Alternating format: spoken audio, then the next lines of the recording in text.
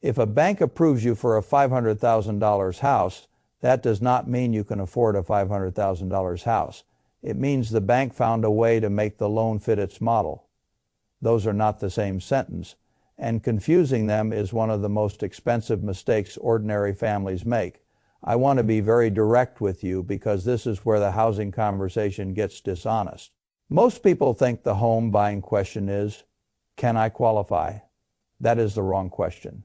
The real question is, can I carry this house without turning my life into a permanent cash flow emergency? That is a different standard, a much harder standard, and a much more honest one. Right now, in far too many markets, $500,000 buys what the market has the nerve to call normal.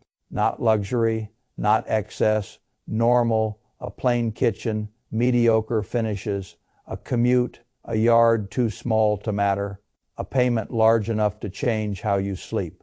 That is the first mechanism. I call it the qualification illusion. The mortgage broker is not underwriting your peace of mind. The bank is not underwriting your marriage. The bank is not underwriting your emergency fund, your job stability, your future roof replacement, your rising insurance premium, your next transmission, or the simple human need to occasionally live without feeling hunted by the calendar. The bank is underwriting the loan. That is all. If the loan can survive on paper, the bank smiles. If your life becomes a financial stress simulator afterward, that is your problem, not theirs. Once you understand that, the whole game changes. A bank approval is not a green light. It is an invitation to take risk, sometimes a sensible risk, often a stupid one. And if you do not know the difference, you can sign your way into a prison while calling it success. The second mechanism is the down payment cliff. People talk about buying a $500,000 home as though the first problem is the mortgage. It is not. The first problem is the pile of cash demanded before you even get to the mortgage. 20% down is $100,000. Say that slowly. $100,000 before you bought one couch, before you replaced one appliance, before you fixed one leak, before you discovered the inspector missed something expensive and damp behind a wall. $100,000 just to get in clean. That is why so many people do not buy clean. They buy wounded, they drop to 10% or 5% or less, and the moment they do that, the deal gets uglier. Now, private mortgage insurance joins the party. A monthly tax for not already being rich enough. You pay extra because the bank wants more protection. It is insurance for them, not for you. That is the sort of sentence people should hear more often before they fall in love with a listing. Then the math gets sharper. Put 10% down on a $500,000 house and you are financing roughly $450,000. At the rates people have been staring at lately, that principal and interest payment is already heavy. Then property tax arrives, then homeowners insurance, then maintenance, then PMI, then maybe HOA fees. Then utilities for a house larger and hungrier than the apartment you escaped. By the time the real number is sitting on the table, this is not a mortgage payment anymore. It is a lifestyle claim on your future cash flow. That is the third mechanism. I call it the fake payment trap. People think house cost means mortgage payment. Amateurs think in principal and interest. Owners have to think in total burn. The roof does not care that the loan officer called the payment manageable. The county does not care that the real estate agent said the taxes were not that bad. The insurance company does not care that the lender pre-approved you. A house does not cost what the bank says it costs. A house costs what leaves your account every month when everything attached to ownership is done taking a bite. That is the real number. And the real number is where the dream starts bleeding. If your all-in monthly housing burn is over $4,000, then your life does not care that only $2,800 of that is mortgage principal and interest. Your life feels the whole number. Your checking account feels the whole number. Your stress feels the whole number. That is why I laugh every time I hear someone say they are buying, because the monthly payment is only this or only that. There is no only in housing.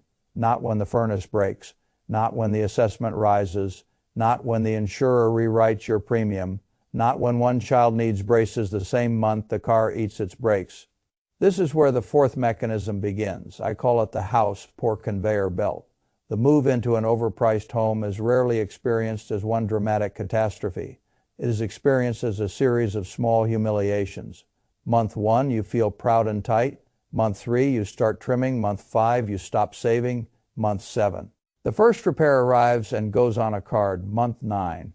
You realize every non-housing category in your life has become the variable side of the equation.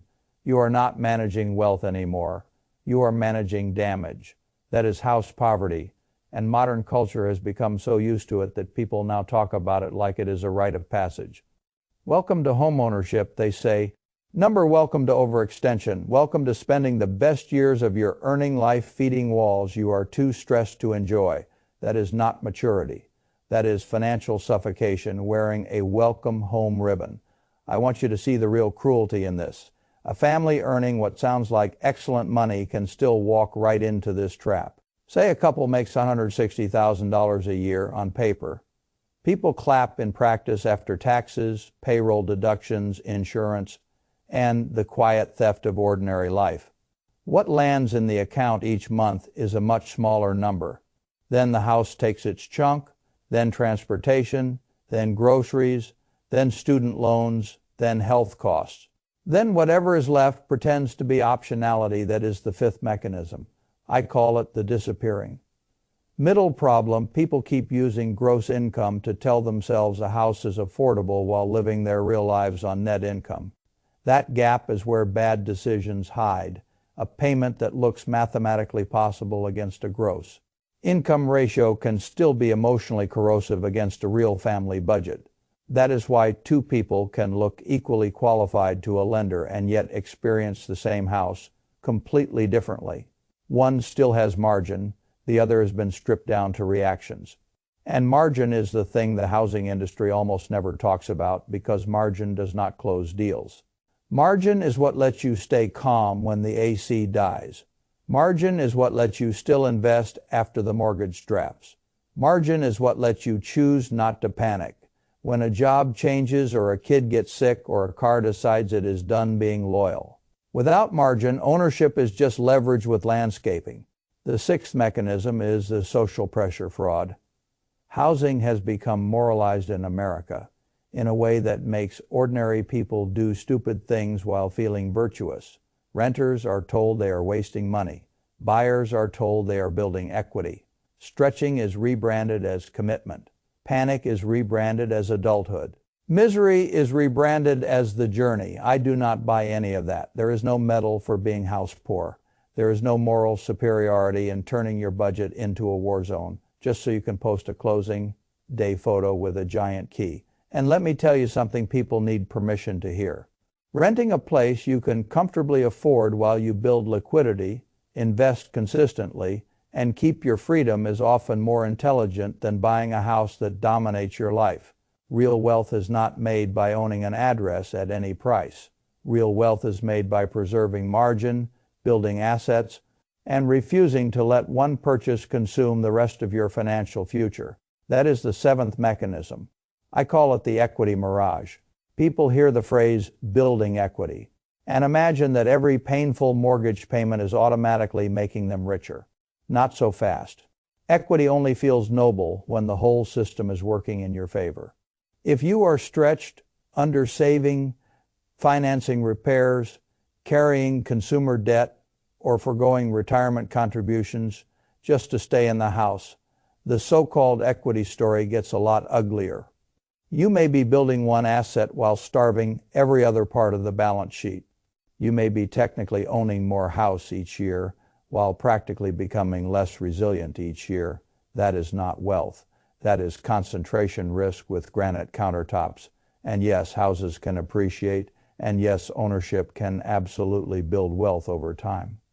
I believe that, but only if the owner survives the carrying costs without destroying the rest of his financial architecture. That caveat matters, because a home is not automatically an asset in the way people say it is. A home becomes a good asset when the purchase price, financing structure, tax burden, insurance burden, maintenance profile, and household income all fit together in a way that still leaves room for life.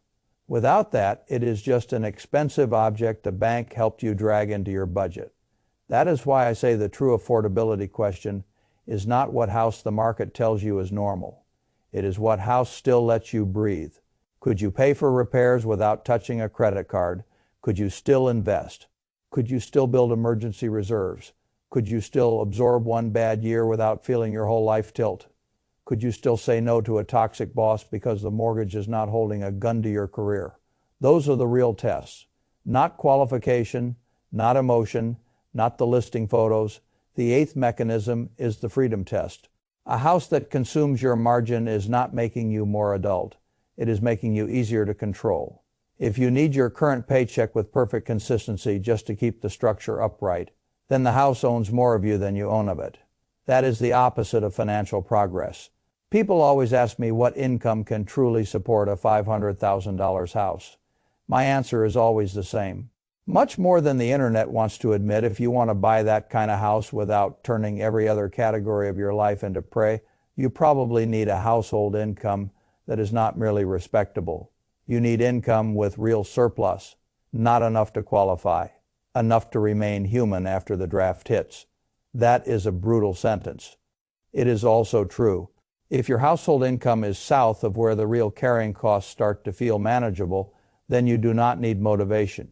You need honesty. Maybe that means buying smaller. Maybe that means buying later. Maybe that means moving farther out. Maybe that means changing markets entirely. Maybe that means renting longer while you build cash and waiting for the math to stop insulting you. All of those are legitimate. What is not legitimate is pretending a broken ratio becomes sensible just because the culture keeps repeating it. We have normalized absurdity in housing. We have normalized 6 times income. We have normalized 43% debt. 2, income approvals as though that were a sign of safety instead of a sign of just how much pain the system is willing to tolerate in exchange for a closed loan. We have normalized the idea that owning a house and barely sleeping are compatible versions of success. I reject that. The smartest move in a rigged market is often not to force yourself in. It is to step back and refuse to confuse desperation with progress. That is what I would do. I would run the real number. I would include everything. I would stress, test the payment against job loss, repair shock, insurance creep, and tax increases. I would ask whether the house still works if one income gets clipped, if one car dies, if one major system fails, if life behaves like life, and if the answer is no, I would walk away without shame because there is no trophy for becoming a prisoner in your own starter home. The industry will never tell you this because the industry gets paid when you stretch, the lender gets paid, the agent gets paid, the insurer gets paid, the county gets paid, the contractor eventually gets paid, everybody gets paid when you sign. You are the one who gets the stress. So do not ask what the bank will allow. Ask what kind of house lets you keep your savings rate, your peace of mind, your optionality, and your future intact.